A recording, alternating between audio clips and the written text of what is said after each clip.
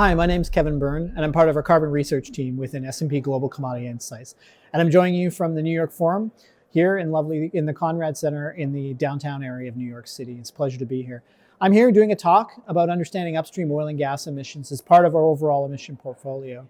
We still see several regulatory measures moving forward globally that are driving towards the importance of product level emission accounting, emissions intensity as well. Most notably is the Carbon Border Adjustment Mechanism coming into force in Europe next year, as well as the European methane regulations. We're also seeing industry trying to drive towards product level differentiation to be able to take credit for advantage commodities and cargoes that exist out there. Because in the market today, it's hard to distinguish good from bad, and companies that have or feel they have an advantage product can't really take advantage and can't monetize that benefit.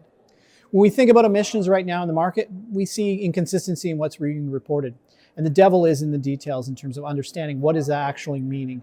There's different approaches to how you allocate emissions. There's different approaches to system boundaries. And there's different levels of rigor when it comes to methane observation versus factor-driven estimation.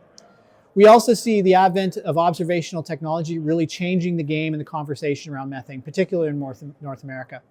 Methane observation technology has come down in cost and improved accessibility, and that's providing access to more information, actionable information.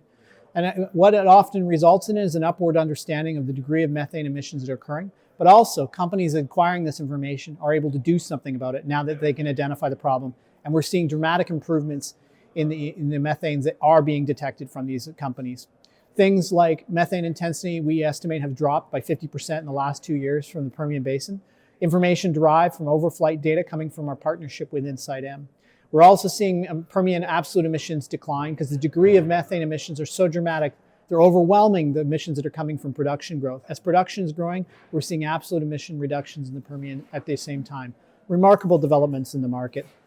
What we do see is increasing interest in carbon accounting and harmonization of carbon accounting because companies, like I talked about, with advantage products that are investing in removing and reducing their emissions aren't able to signal, aren't able to take advantage, and that reduces the incentive to perform, and they aren't able to market their products preferentially for those attributes that society is telling them that are desirable. So these are the couple of things I'm touching on this week and a couple of the bigger issues we're tracking around emissions in general and in the carbon markets as a whole.